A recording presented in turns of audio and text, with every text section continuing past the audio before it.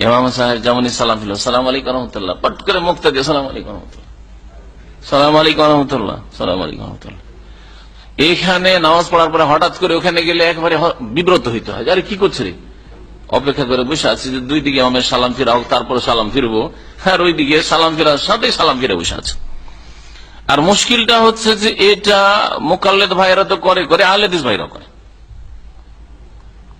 আমি আমার জানা মোতাবেক আহলে হাদিস মসজিদের অবস্থা এটাই, জানি না আপনারা এই সম্পর্কে কি বলবেন না বলবেন, কিন্তু আমার যেটা জানা, আর আমি একটা বড় মাদ্রাসায় গিয়ে গত সফরে বলে এসছি, সেখানকার ওস্তাদদের সাথে আমার মিটিং ছিল, তাতে যে আপনার মসজিদ থেকে তারা বেরোলে একসাথে, আমি বললাম যে আপনাদের নামাজের ছাত্রদেরকে আপনারা এটা শেখান না, এটা তো ঠিক না, এই আমলটা এইভাবে যেটা আমাদের দেশে চলছে।